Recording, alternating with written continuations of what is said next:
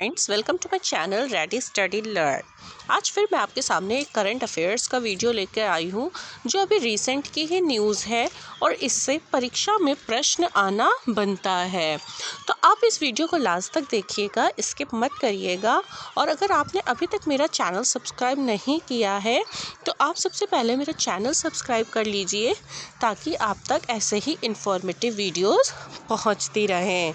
चलिए स्टार्ट करते हैं और देखते हैं आज का टॉपिक क्या है। जैसा कि आप स्क्रीन पर देख पा रहे हैं, आज का टॉपिक है सुभाष चंद्र बोस आपदा प्रबंधन पुरस्कार 2024 के विजेता। और आप ये जानते हैं कि 23 जनवरी को सुभाष चंद्र बोस जी की जयंती मनाई जाती है और इसी के उपलक्ष्य में यानी सुभाष चंद्र बोस जी की जयंती यानी 23 जनवरी को ही इस पुरस्कार को प्रदान किया जाता है या घोषणा की जाती है।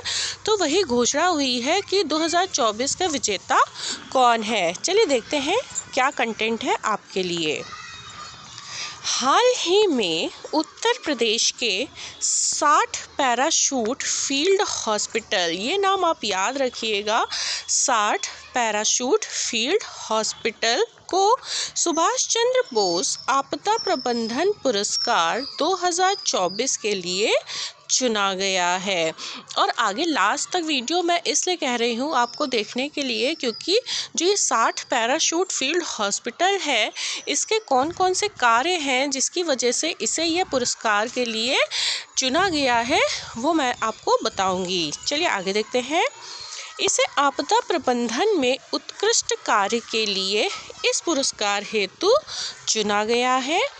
यह पुरस्कार आपदा प्रबंधन के क्षेत्र में भारत में व्यक्तियों और संगठनों द्वारा प्रदान किए गए अमूल्य योगदान और निस्वार्थ सेवा को पहचान और सम्मानित करने के लिए दिया जाता है।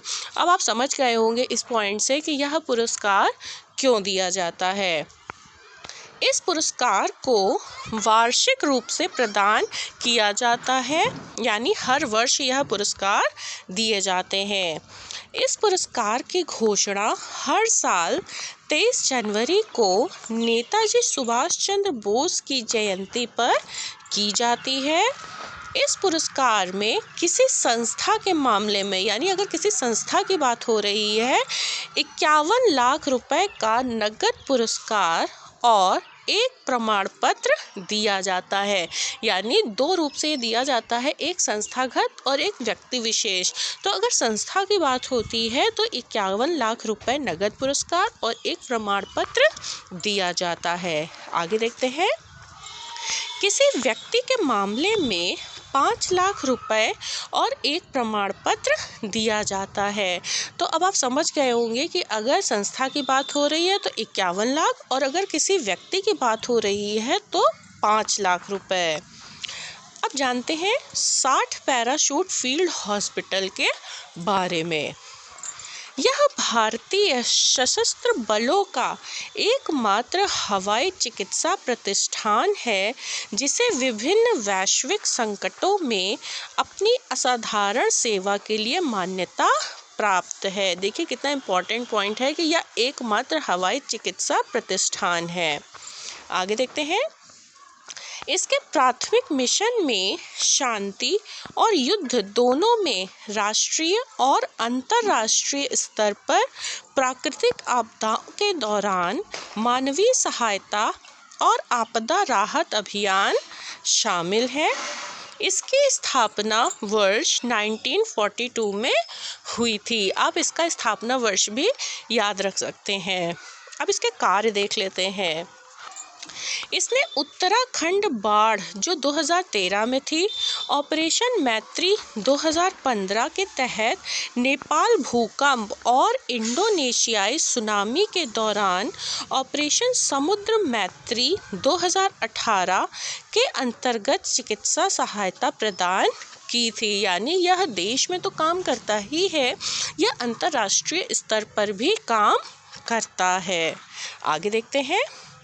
हाल ही में फरवरी 2023 में तुर्की और सीरिया में आए 7.8 तीव्रता के भूकंप के जवाब में इस यूनिट ने तेज़ी से 99 सदस्यीय टीम को इकट्ठा किया और हटे प्रांत के स्कूल भवन में 30 बिस्तरों वाला अस्पताल स्थापित करने के लिए संसाधन की कमी और भाषा की बाधा को पार करते हुए तुर्की में भारत की अग्रणी स्तर चिकित्सा सुविधा की स्थापना की। आई होप आपको मेरा ये छोटा सा वीडियो इन्फॉर्मेटिव लगा होगा। अगर आपको मेरा ये वीडियो अच्छा लगा है तो प्लीज़ आप मेरे चैनल को सब्सक्राइब करिए, मेरे वीडियोस को लाइक करिए और इन्हें शेयर करिए। And thanks for watching.